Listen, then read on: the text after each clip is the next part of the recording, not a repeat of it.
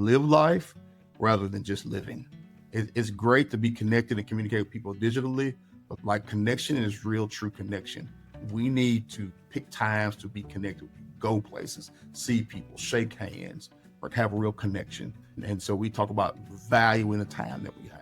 You're listening to the smartsocial.com podcast, your trusted source for real-world tactics that keep students safe and help them to shine online. I'm your host, Josh Ochs. Each week, I sit down with K-12 superintendents, district leaders, and community voices who are shaping digital safety. We discuss wins, struggles, and strategies used to guide students so they can be safe and successful online. My name is Jimmy Shaw. I'm superintendent here of Florence City Schools. We are in Northwest Alabama. We're the prettiest place you've probably never seen. We're as far north and west as you can go in the state of Alabama. We have about 4,700 students. We have 9 schools. And this is my 9th year superintendent. Superintendent, it's so good to have you here today. I love that line, the prettiest place you haven't been yet. I love that. So many beautiful parts of this country that many of us don't know about.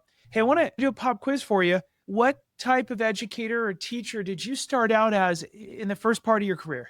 Now, that's a funny question. I actually started out as a factory worker. I went to school at night and ended up being a custodian for a little while. Then I was a social studies teacher here for a while. This is my hometown, so I went to school here, taught here. I left and went to another school system for a few years. I left that school system, went to another local school system back home. And then in 2007, I came back to Florence City Schools as an assistant principal at Florence High School, and I've been here ever since. It's so great to have you here. I can tell you light up too, because you've worked directly with the kiddos, bounced around a little. You came back to your home district. So you've grown up in this community, which is really neat. For all of our audience members today, you know that Smart Social is all about keeping kiddos safe so they can be successful someday. And that means that someday we get them at the age of 16 and beyond, we get them to shine online so that anything they're doing in real life becomes their online portfolio becomes an extension of who they are in real life, and their resume becomes something that's online when parents are ready, because we want your kid to have every opportunity in the future and to not avoid the internet, but rather be safe on it so we can be successful. And that's what today's all about. Parents, we're going to dive into some safety questions. We're going to get the superintendent's advice. Then we're going to go into some parent ed ideas on how to get ahead of things. It's a fast-moving world. Then we're going to dive into some dialogue starters. And all along the way, I will be taking notes from the superintendent. Literally, if you see me look down, it's not like I'm texting someone. I'm literally writing down to learn from the decades of experience from the superintendent here. Okay, superintendent, my first question for you that I want to set up and prompt so that I get the best advice from you is, after 230 plus superintendent conversations with your peers in 45 plus states, we've heard a consistent trend. We've heard that nowadays students are growing up in a digital world filled with powerful tech, AI, and social media, but they lack the maturity in some cases and the guidance to use it safely. And in some cases, the result can be more student absences, lower focus, rising cyberbullying, declining self-esteem, and AI misuse in the classroom. But also, parents, we're hearing, are trying to raise good kids in a world they didn't grow up in, a world where now tech is moving faster than safety policies. Teens know how to hide apps and online behavior, and safety lessons usually come after a crisis. Superintendent, are there any other trends on this topic that you've seen so we can alert other school districts before they see them? That's pretty much the gambit for us too. We're pretty typical of everyone else. It's the same world, but a very different world at the same time. School's a very different place than it was 10 years ago even, right? Some years back, we did some training with a guy named Phil Slick. It basically says students kind of drive their own learning, right? And so what's happening with us is over the years, in my opinion, students come out of the womb almost with devices in hand. And so students have kind of been driving what they want to learn for years when we receive them. And so we're dealing with the same things about, in some places you have almost unprecedented access to devices growing up. You get to school and we kind of put you in a structured environment and you have less access to devices. As you get older and you start to be, bring devices home, as you said, when I was a kid, if I said something crazy, inappropriate, it was to a group of 5 or 6 kids. Now you have 11-year-olds with a device in their hand that they can say something that marks them for years. It doesn't go away.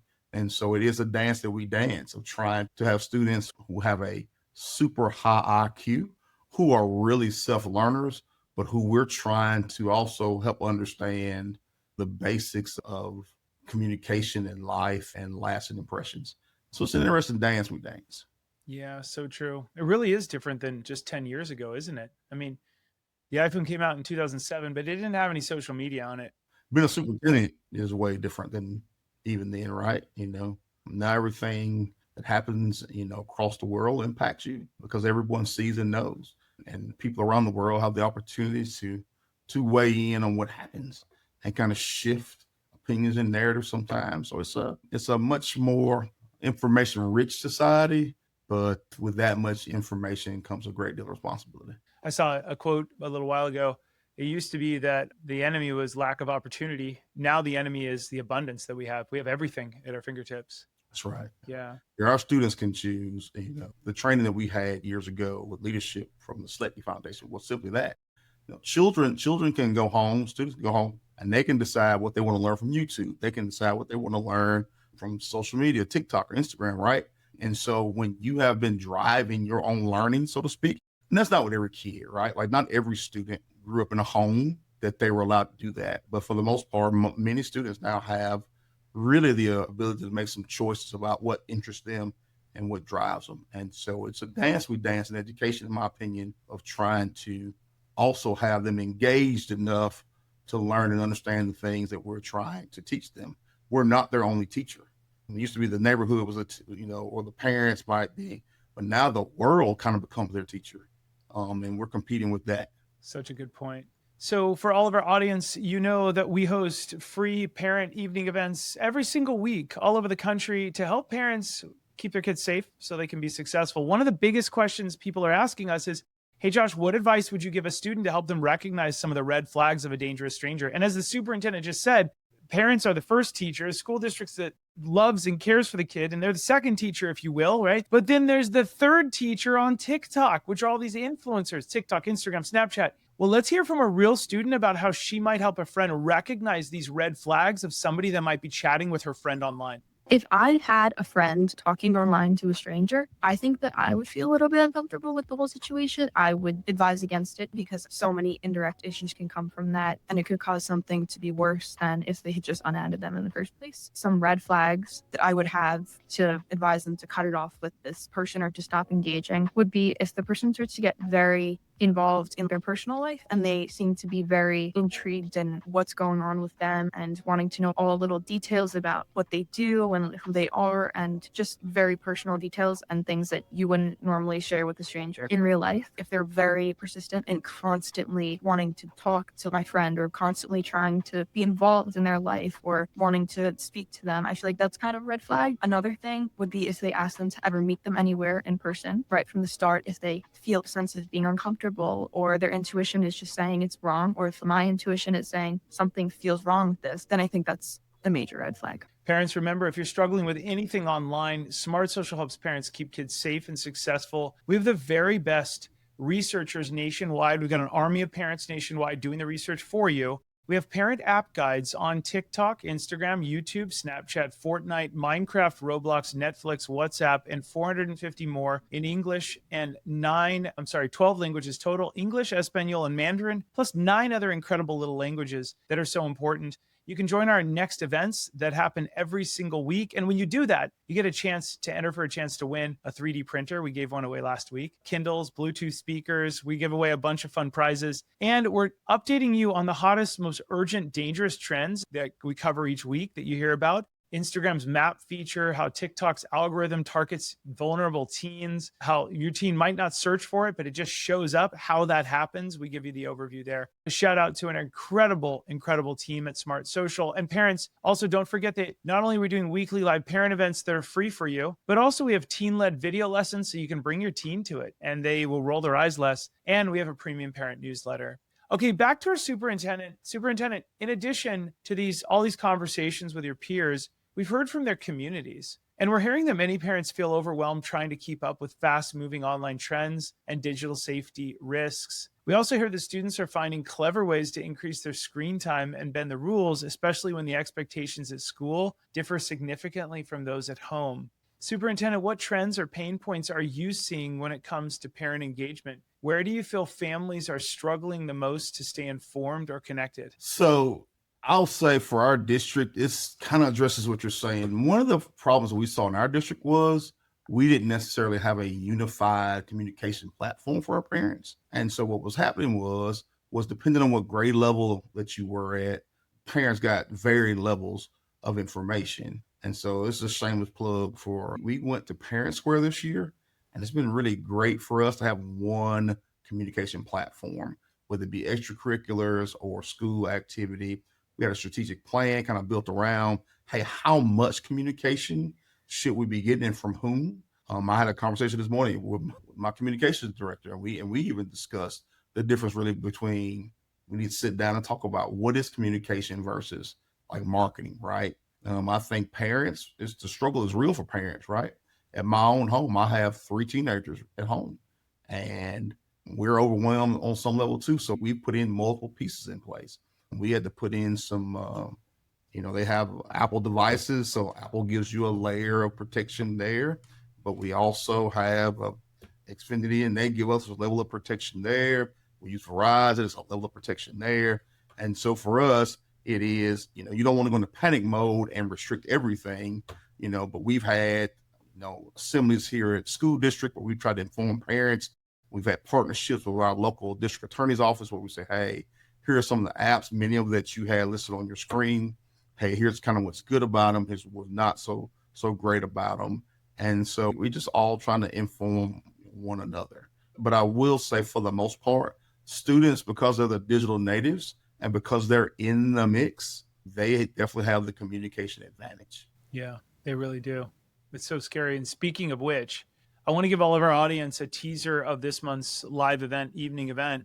It's called the Sneaky Ways Video Apps Keep Teens Watching. And I want to get the superintendent's feedback on some dialogue starters we have with kids. But for the audience right now, in this parent event, which is free, come on out to it. We've got replays in multiple languages. You'll understand the subtle ways video apps keep teens captivated. You'll learn strategies from teens with your teens in the room if you want to help your whole family balance screen time. It really takes a community, a village, if you will. So parents ask us in this event, Josh, what are some of the tips to help my teen manage their screen time? Well, let's hear from 2 teens with tips on how their parents and themselves kind of reset their screen time together. I just try to hold myself accountable about how much time I'm spending because you can get lost really easily. While you're doing it, you think 30-second videos, what's the harm in that? But then when you've launched 4 hours out of your day, you feel a lot of regret. Why would I spend 5 hours scrolling on this app before bed when I could have been getting more sleep or being more productive throughout my day? My mom, she always lets me know when I'm just dead scrolling on TikTok for hours. Like she usually tells me how long it's been. You should probably get up and go do the things that you need to do. So besides holding yourself accountable, it's really helpful if you have a parent or someone that cares about you to hold you accountable for how much time you're losing on those video apps. Some techniques I use to stop myself from getting sucked into social media is being very aware of why I'm on there, as well as understanding how it's addictive. Even though it can be fun to just sit on my phone and scroll and immerse myself in it, keeping in mind the things I need to do and setting aside the time to do that rather than falling into it like a trap. Okay, so parents, I want to give you some dialogue starters. Here's some questions you can ask your teen or middle schooler or really any age group to have an open conversation in the car ride to or from school or around the dinner table and help them evaluate the quality of their screen time. Notice how these questions aren't yes or no answers to them. They are who, what, where, when, how. And so how do you feel after your screen time? Does that app or activity make you feel stronger or weaker after an hour? It's a kind of a different question. Like, what do you mean? And then what screen time or activities make you feel stronger? What activities make you feel more focused or relaxed? And then how much time do you think is healthy? This gets the kid to go, well, we talked that maybe over an hour of TikTok is bad for me. So maybe that's what it gets the kid to start thinking about that. Superintendent, what are some of your dialogue starters or suggestions that parents can use to have a better relationship and an ongoing dialogue with their kids? So in my house, first we do 2. One of them is, hey, what are your goals? Like, what is it? I really like to sit down and talk to my kids about what their goals are in life. And as we sit down and talk about those goals, we also talk about the idea there's only 24 hours in a day. So of your 24, let's talk about how we get there. And, we give and take, right? We have some parameters set around that, but that's really a question that we talk about driving what they do. The second question we talk about really is not very different from how do you feel after your time. Now we really talk about, hey, you're on there, right? What'd that do for you? How'd you grow from that? And sometimes kids will tell you, hey, it's just feel good stuff. I want to feel connected to people. You know, we talk a lot about trying to live life rather than just living. You know, it's great to be connected and communicate with people digitally, but like connection is real, true connection. Like we need to, you know, pick times to be connected with people, go places, see people, shake hands, like have a real connection. And so we talk about, you know, valuing the time that we have. That's a great tip. I wrote that down. Live life instead of just living. That's a good one. I like that. And Superintendent, you took a lot of time out of your really busy day here back to school to spend time with us. Thank you so much for joining us here today. Yeah, it's fantastic. And I greatly appreciate it. And the struggle is real. And so I applaud you all and what you all are doing to help, you know, Smart Social, and to help all of us cope through this, because the world's evolving and it takes all of us. To all of our audience, remember, it's all about keeping your kiddos safe so they can someday be successful. We highly recommend you, and your kids aren't going to like this, wait till 16 years old to give them any kind of social media alone where they're able to interact with others. They're going to hate me for that, but it protects your kids' childhood a little bit longer. It helps the school to get them to learn, to be resilient, to do all these really good things. Again, it is a family by family, child by child decision. You're in the driver's seat. We're just here to recommend what we're hearing from the world. Also, parents, one last tip. Whenever you're posting online, remember to keep it light, bright, and polite, because your kids will model what you do online when they see what you're doing. I'm Josh Ochs, the founder of smartsocial.com. Thanks everybody for joining. We'll see all of you on the next episode. Have a great rest of the day. Thanks for spending time with the smartsocial.com podcast. If today's insights were useful, please share the episode with a fellow parent or educator and subscribe so you never miss our next conversation. And parents, make sure to join one of our next live online events each week to keep your family safe and also enter for a chance to win cool prizes. You can learn more at smartsocial.com. I'm your host, Josh Ochs, and parents, remember to keep it light, bright, and polite, because your kids are watching what you're doing online. I'll see you on the next episode.